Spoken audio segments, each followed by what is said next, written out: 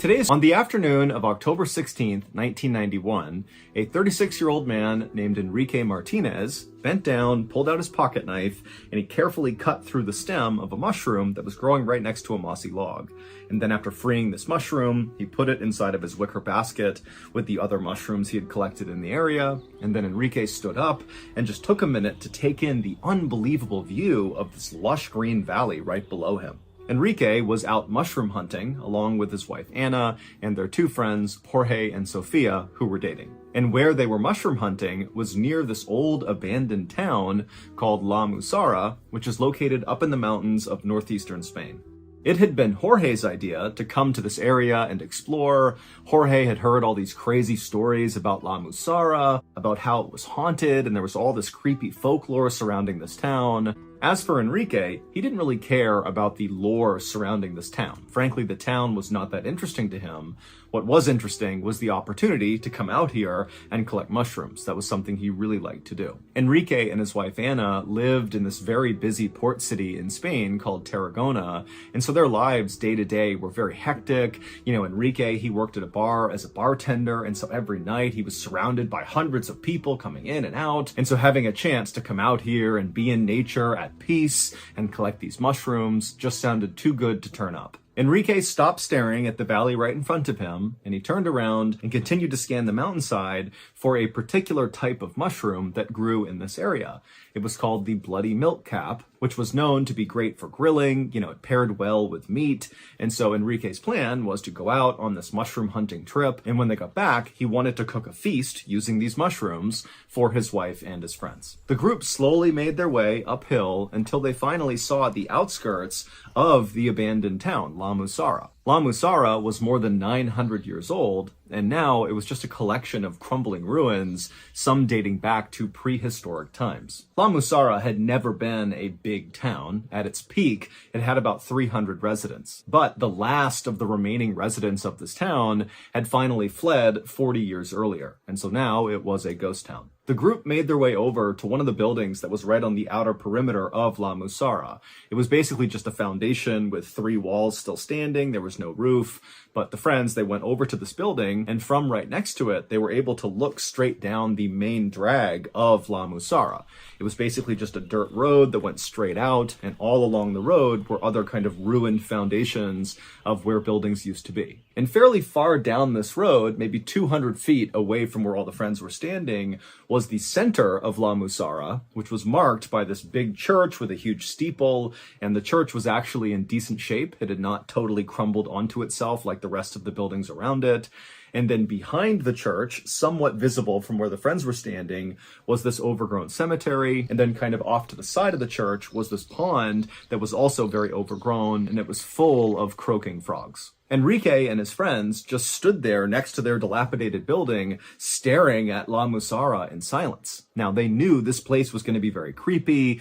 People had said it was haunted, and that was a big reason why Jorge wanted to come here. But now seeing it in person, really the creep factor was much higher than they expected. It really did look like a spooky place.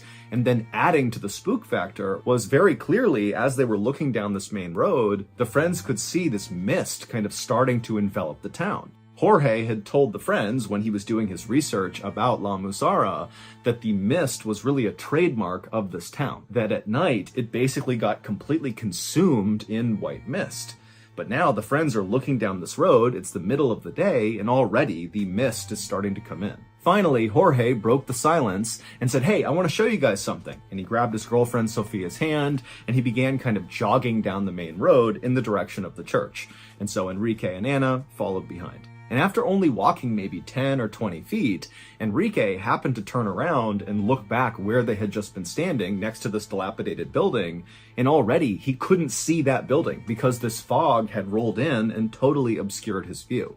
Enrique couldn't help but feel a little uneasy, again, because he thought the fog was supposed to come in at night, and it's broad daylight, and here we are, totally covered in fog, but he shook it off, thinking, what's the big deal? And so Enrique turned back around, and he and Anna hustled to catch up with Jorge and Sofia, who by this point had stopped a little farther down the road, off to the side, where there was this strange rectangular rock that was maybe 2 feet tall, just kind of jutting up out of the ground. And when Enrique and Anna made it to Jorge Jorge and Sofia, Jorge placed his hand on the top of this strange rock, and looking very satisfied with himself, he would tell his friends, "This is the Sis Stone, and people say it contains dark powers." The Sis Stone was actually one of the oldest things in all of La Musara. Back in the day, Muslim armies used to march through La Musara, which actually got its name from this. La Musara means the place to march.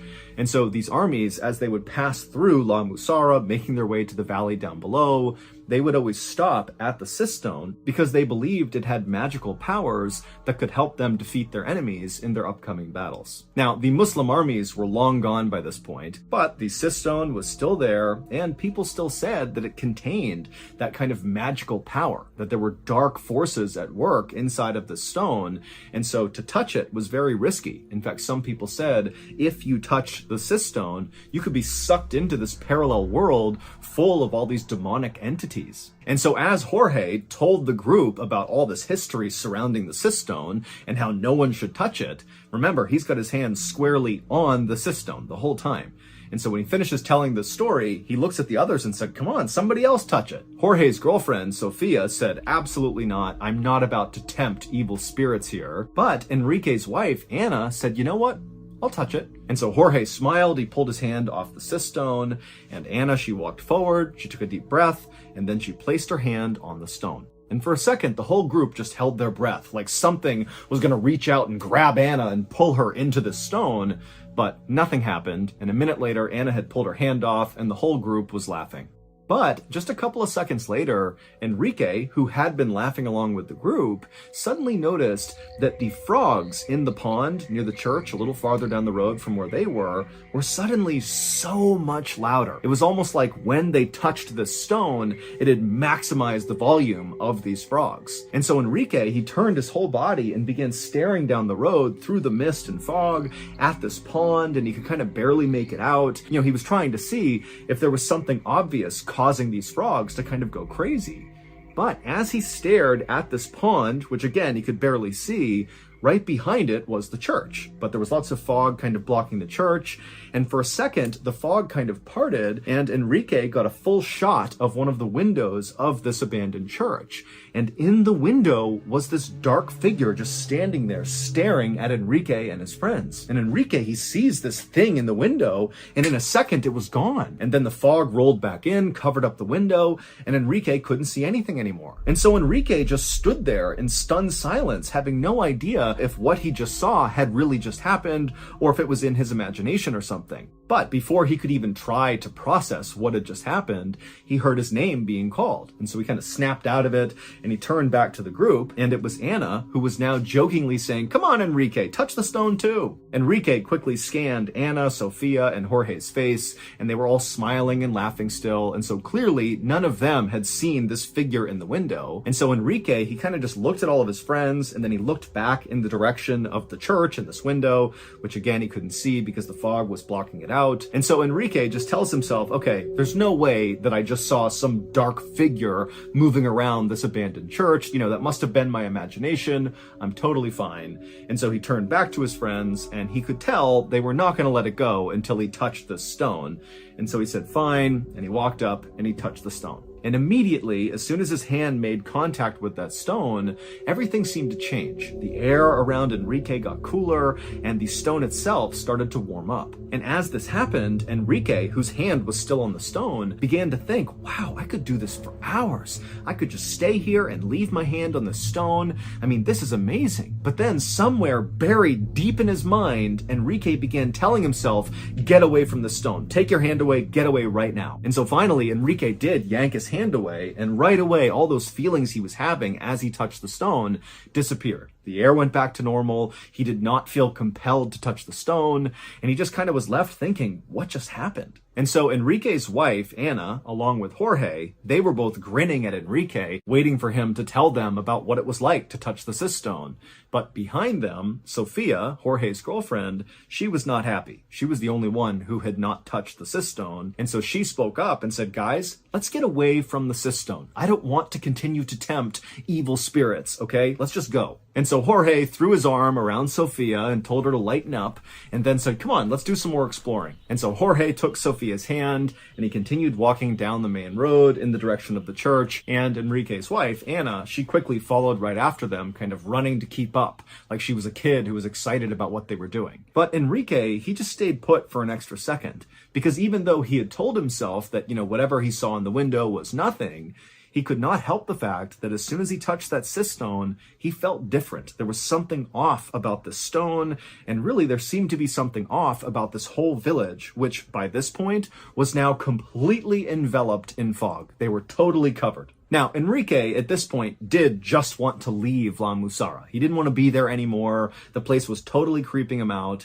But he didn't want to be a party pooper, and so he turned and continued walking down the main road after his friends and his wife. And after he walked a little ways, the fog parted enough that he could see the pond full of these very loud croaking frogs, as well as the church and that window where he had seen or supposedly seen this dark figure, but the window was empty. And Enrique was relieved to see that his friends clearly had not stopped at the church. They had not tried to go in. They had gone behind the church into the cemetery. Enrique did not want to go inside of the church because even though, again, he had told himself that, that figure wasn't real, it wasn't really in the window, still there was a part of him that wanted to stay far away from this building. But after Enrique walked past the pond and began side-skirting the church to get to the cemetery, he just stopped and turned and actually faced the window, kind of like involuntarily. He was looking at the window where this dark figure had been. And again, it's empty, there's nothing there, but Enrique felt like something was pulling him towards this window. And so without saying anything to his friends, who aren't really paying attention to Enrique, they're kind of just walking around the cemetery, Enrique walked right up to this window. He's right in front of it. He's looking inside, and now he can see into the actual church.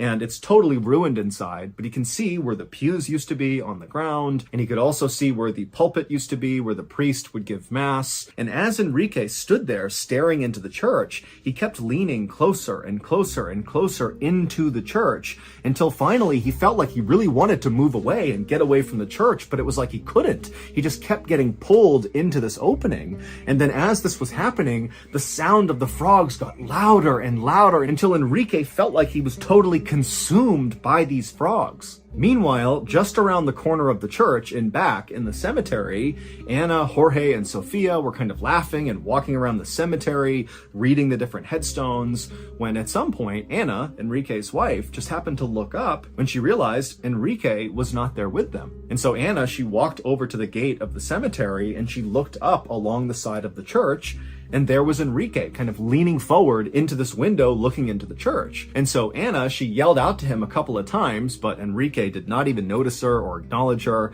He just continued leaning forward looking in this window. And finally, Anna got right up next to Enrique and she actually shook his shoulder. And when she did that, Enrique kind of snapped out of it and turned and looked at her, but didn't say anything. He just had this totally confused look on his face. And Anna, she looks up at her husband and she's like, come on, come into the cemetery. That's where everyone is. Come on. And then Anna turned and skipped towards the cemetery. And once Anna was back in the cemetery, she just got right back to walking around and looking at all the different headstones. And at some point, as she was looking at one particular headstone, she took a few steps back to get a better look at it, and she accidentally bumped into another headstone, a big cross that had a line drawn across it, and it fell to the ground and it broke. Jorge and Sophia heard the sound of this stone breaking in half, and they turned and looked at Anna, and they kind of quickly understood what had happened. And Jorge, he just started laughing at her, and he said, oh boy, now you've upset the evil spirits in this town. You better put that back together. Now, Anna was trying to make light of this, but she was totally panicking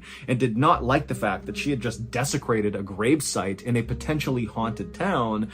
And so she began picking up the headstone and trying to put the stone back on top, but it was no use. It was totally broken. And so as Anna continued to fumble with this headstone, and as Jorge continued to laugh and harass her about all the evil spirits that were going to attack her because of what she did, Jorge's girlfriend, Sophia, who was right next to him, she started getting on edge, and she said, hey, Jorge, is it true that this place is haunted? I mean, really, is this actually a haunted town? I mean, what's the deal? And Jorge, at this point, he stops laughing at Anna, and he turns to Sophia, and he goes, yeah, I think this place really is haunted. And then he would tell them the story of how La Musara came to be known as a haunted town.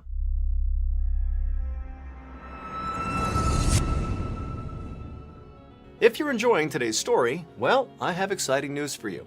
My long-awaited very first book is out right now. It's called Mr. Ballin Presents Strange, Dark, and Mysterious, The Graphic Stories, and it's shipping worldwide right now. This graphic novel was truly a labor of love, but I can tell you it came out just beautiful, and I think you're going to love it as much as we do. It has 4 feature-length, brand new stories, one of which you're listening to right now, along with 5 OG classic Mr. Ballin stories that have all been reformatted and re-edited to fit this book. If you want to purchase a copy of this bad boy, just go to book.ballinstudios.com, or you can go wherever books or audiobooks are sold. And speaking of audiobooks, if you enjoy hearing me tell you stories, well, guess what? There is an audiobook version of this. And I can tell you, when I recorded said audiobook, I got really into it and kind of, at times, went off script, kind of dramatically so. And so it winds up being this really cool accompanying piece to the graphic novel, but it's also a really unique standalone Mr. Ballin piece. So it's like a really cool thing to get that is not just a regurgitation of what you read in the book. It's its own thing. Again, my first book, Mr. Ballin Presents Strange, Dark, and Mysterious, The Graphic Stories, is out right now and shipping worldwide. Go to book.ballinstudios.com or anywhere else books are sold to get your copy today.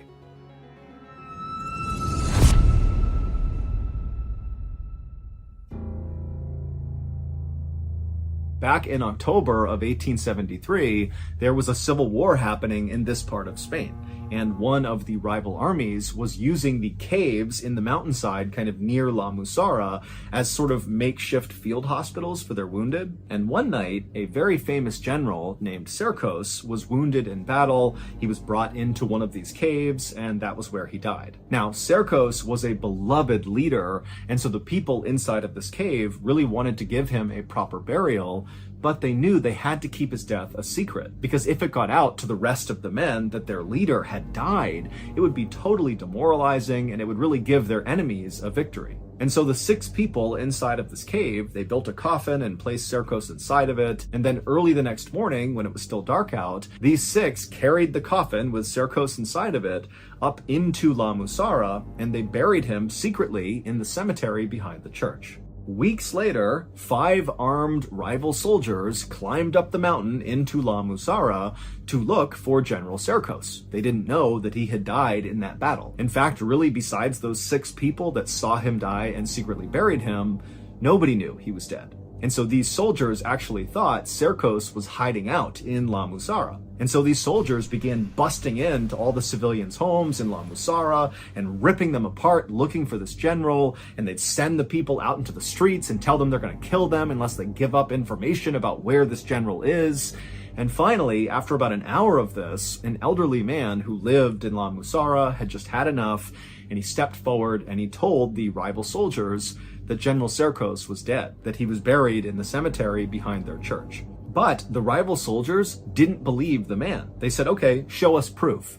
But the elderly man said, well, I don't know exactly where he was buried in the cemetery. I just heard that's where he was buried. And so the soldier said, okay, get everybody over to the cemetery right now. And so all the townspeople made their way over to the cemetery, and the soldiers followed them. And then once they were there, the soldiers demanded that the townspeople begin basically digging up all the graves to find Cercos. And as the townspeople began to dig, the sound of the frogs in the nearby pond began to get louder and louder and louder, until finally the leader of these rival soldiers actually stepped away from all the chaos happening in the cemetery and walked over to the pond and began firing his gun into the water to get the frogs to stop. But they wouldn't. They actually only got louder and louder. And so the leader of these rival soldiers finally just gives up on trying to quiet down these frogs, and he turns around and walks back into the cemetery, and he finds all the townspeople have stopped digging. They've basically dug up every grave,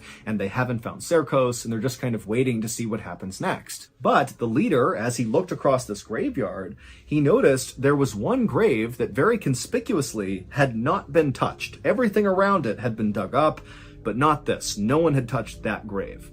And so the leader said, go, dig that one up. But immediately the townspeople kind of took a step back and acted like, no way, we're not going near that grave. And so finally, a townsperson actually stepped forward and said to the leader of these rival soldiers that that grave contained this old woman who had died recently, who everyone suspected of being a witch. And so it was dangerous to try to dig her up. But the rival soldiers did not care at all about this. They just raised their guns and demanded the townspeople dig that grave up immediately. And so they would. They would go over, they would unearth this coffin, and then the rival soldiers would pop open the lid. And as soon as it was open, everybody went silent. Because this woman, who had died weeks earlier, looked totally preserved. She was laying on her back and her skin was very pale, but it had not begun to rot yet. Even her cheeks still had a kind of pinkish hue to them, and her lips were open partway as if she had been buried mid-sentence.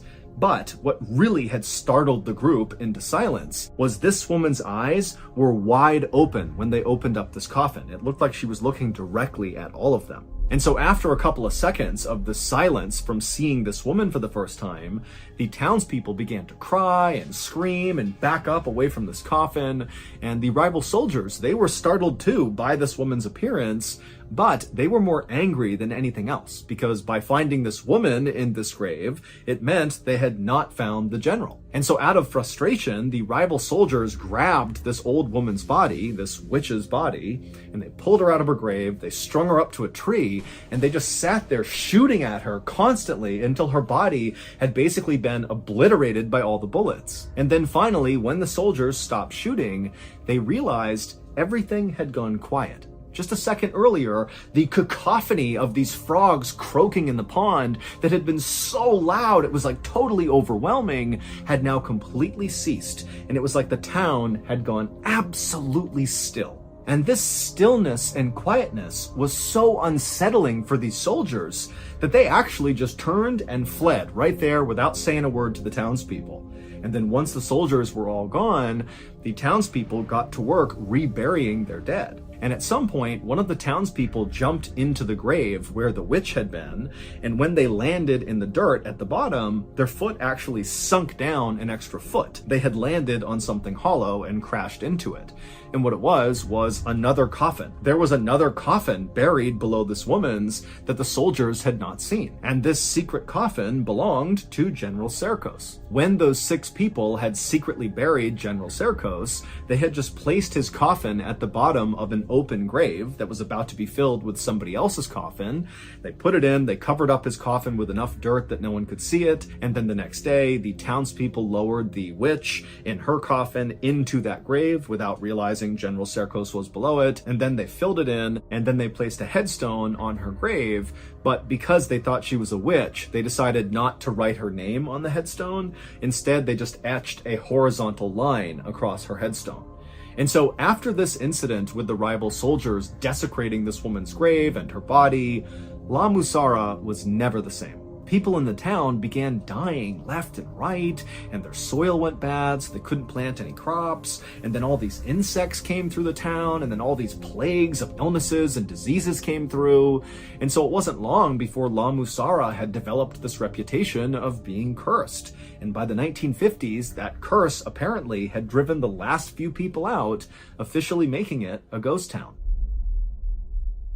After Jorge wrapped up the story, Anna was just horrified, looking straight down at the ground, because it would turn out the gravestone that she had accidentally knocked over and broken, well, it had a horizontal line etched across the middle of it. It was the witch's headstone. That was the one she had broken. And so suddenly feeling totally spooked, Anna was about to yell to Jorge and Sofia that she wants to leave now, when she happened to glance over at the base of one of the cemetery walls, and she saw the perfect bloody milk cap mushroom, the exact type she knew her husband was looking for. And so Anna walked over, she picked this mushroom, and she turned around to show it to Enrique, but Enrique was not in the cemetery. And so right away, Anna thought, wait, did my husband ever actually follow me back down into the cemetery after I saw him by the church?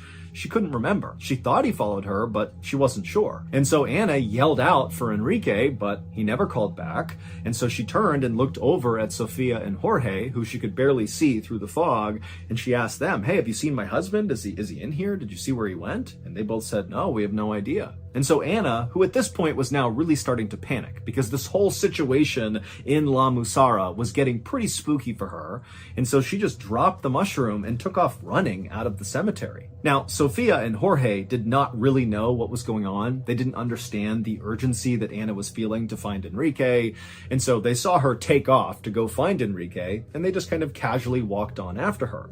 And when they turned the corner and they exited the cemetery and began walking basically alongside the church, now again, the visibility is terrible from all this fog, as they moved along, they couldn't see Anna or Enrique, but they could hear Anna calling out for Enrique over and over again. And as they moved, Sofia and Jorge, they would see these shadows moving around in the fog. And they would think it was Enrique or Anna, but as they got up to where these shadows were, there'd be nothing there. And so Sofia, she began grabbing tighter and tighter onto Jorge's arm, and Jorge, who had been kind of joking about how this place was evil, was also now starting to feel a little bit spooked about what was going on. And so they began walking a little bit faster and faster in the direction of Anna's voice. And as Sofia and Jorge got closer and closer to Anna, the sound of the frogs in that pond began to get louder and louder and louder until Jorge and Sofia could barely hear Anna over the sound of these frogs. And then just like that, the frogs stopped, and all Sofia and Jorge could hear was the sound now of Anna crying. Now, Jorge and Sofia could not actually see Anna because of the fog, but they walked in the direction of her voice, and they ultimately found Anna crouched down with her back to them right in the spot where Enrique had previously been standing staring in that church window. And so Sofia and Jorge, they walked up to Anna and they reached down and they put their hands on her shoulder. And when Anna turned around, she was clutching Enrique's wicker basket containing all of his mushrooms. And with tears coming down Anna's eyes, she would say to her friends, "He's gone."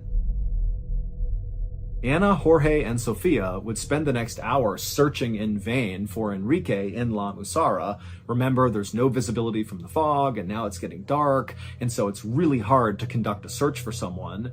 And so after this hour was up, even though they had no idea where Enrique was or what happened to him, the friends decided that their best and really only move was to leave and go tell authorities. And when they did that, a massive search was launched all around La Musara for the next week. But despite this huge effort, nobody ever found any trace of Enrique. He just vanished, leaving behind that wicker basket that Anna had found. And so after this week of searching, the authorities finally called it off and told Anna that, most likely her husband must have wandered off and died somewhere, and at some point, hikers will likely discover his body. But Anna could not accept this conclusion, and so she continued to go back to La Musara to look for Enrique. And in January of 1992, so 3 months after Enrique had gone missing, Anna, Sofia, and Jorge returned to La Musara to do another one of these additional searches. And during the search, the friends were walking past the church, and they passed by that same window where Enrique had been standing looking inside, and also where his basket had been found by Anna. And the three friends, as they passed by, they happened to see into the church, and down on the main floor where the pews used to be and where the pulpit used to be, there were these 6 dark figures wearing robes standing in a circle, not appearing to be doing anything but just standing there. And immediately, Anna actually was really annoyed because she figured this must be a group of ghost hunters that were out here looking for something paranormal, because after Enrique went missing, his story made the news largely because he went missing in a town that's long been regarded as being haunted. And so because of his case, you had all these people coming to La Musara to go find ghosts or find whatever happened to Enrique. And so Anna, who was deeply offended by all these people who were coming out to La Musara to look for ghosts, because for Anna, this is not a game. Her husband really went missing here. So she goes right up to the window to tell these 6 people in robes off, get the hell out of here and have some respect. But when she went to the window and was about to yell in, one of the robed figures suddenly turned and looked up at Anna. And immediately Anna backed up because This clearly was not some ghost hunter, because the hooded figure had no face. It was just a dark hole looking back up at Anna. But even though there were no eyes, Anna could tell this thing, this entity, was staring right at her. But before Anna, Sophia, or Jorge could react to what they were seeing inside of this church, from behind them, they suddenly heard this unbelievably loud galloping sound, like all these horses were charging towards them. And at the same time, the sound of the frogs in the nearby pond began to get louder and louder and louder. And so Anna, Sophia, and Jorge turned around to see what was going on, kind of expecting to see, a cavalry approaching or something. But there was nothing. All they saw was the fog on the road.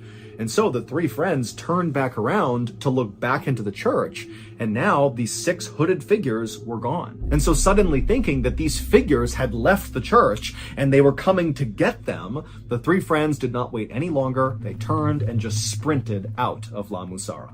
Enrique was never found. His wife, his friends, the authorities, they still have no idea what happened to him. There have also been several other people who have gone missing in La Musara, and they too have never been found.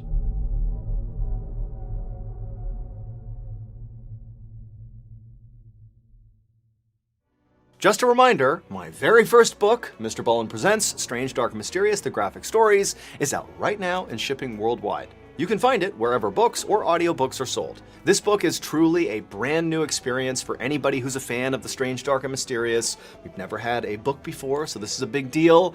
It's a collection of 9 stories. Some are new, some are old, but they're all awesome. The artwork is incredible. The storytelling is just superb. So if you have not purchased your copy yet, or you haven't bought it for one of your friends yet, come on, go to book.ballinstudios.com or go to wherever books are sold and get a copy today. Again, that is book.ballinstudios.com or go to wherever books or audiobooks are sold to get your copy of our first book today.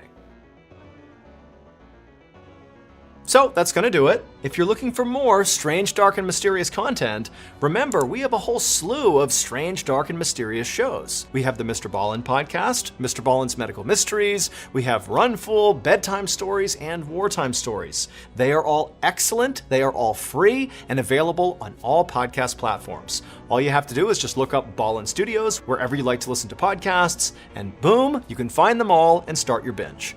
Thank you very much. Until next time, see ya. Wait, don't go anywhere. If you're looking for more strange, dark, and mysterious videos, click here.